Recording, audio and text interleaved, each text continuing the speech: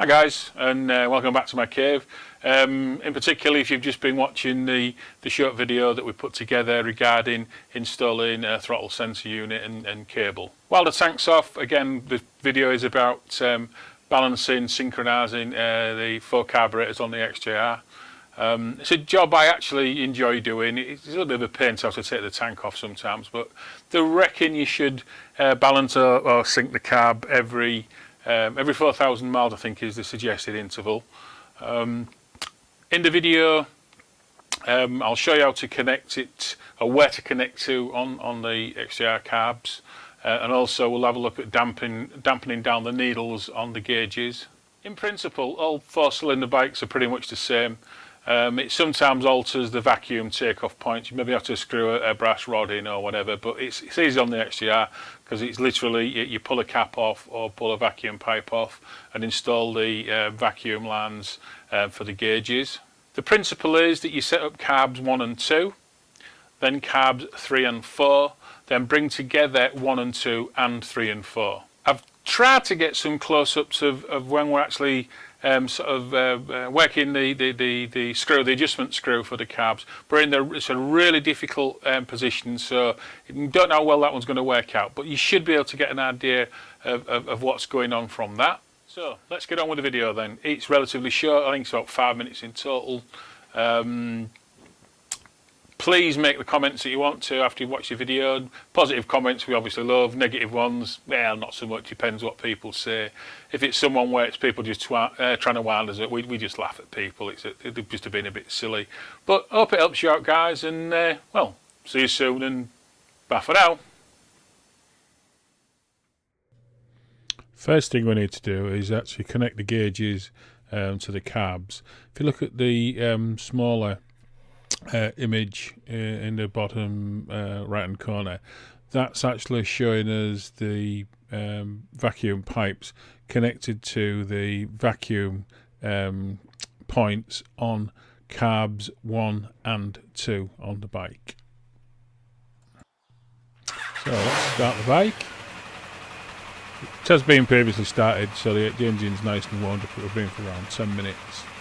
So as you can see, the needles are bouncing all over the place. So the next stage is to, by the use of these dampers, just slow the movement of the needles down a little bit.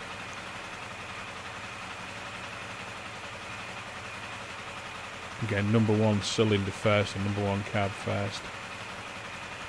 And remember, when we're actually setting these dampers, these are not affecting throttle positions or anything. These are purely there to dampen the needles on the gauges. Has no effect whatsoever on the carburetor settings.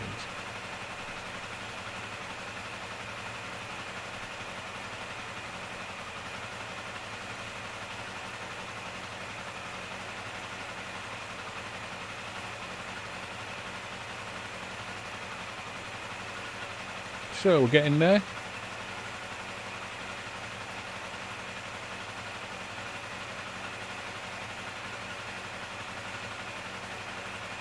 Pretty much done. You're always going to get some slight movement in there, and it's the reducing the amount of needle movement without stopping the needles moving altogether takes us to exactly where we need to be.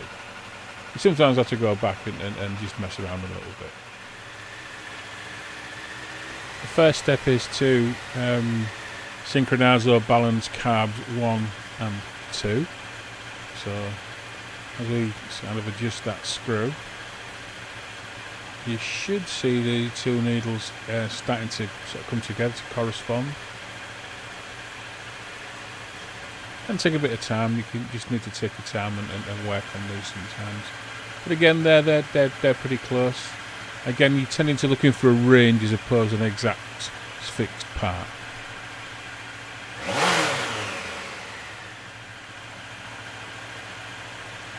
So exactly the same principle at this stage.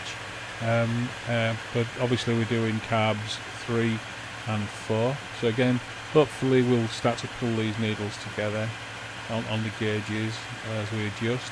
You can see they were a fair bit out compared to 1 and 2. So let's see how quickly we can do this.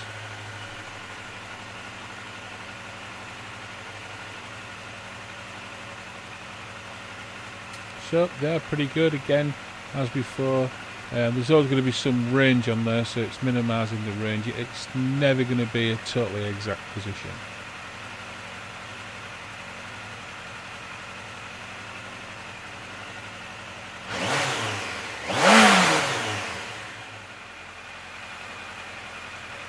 So third and final stage is to get carbs 1 and 2 sync to carbs 3 and 4.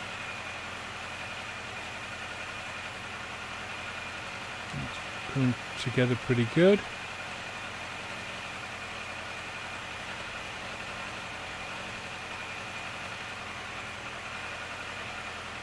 I think we're there. Flip of the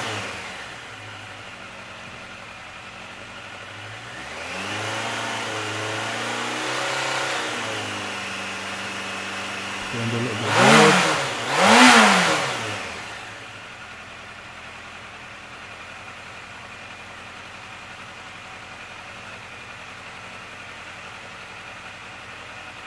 Able Motorcycle Shop, you can be sure of it.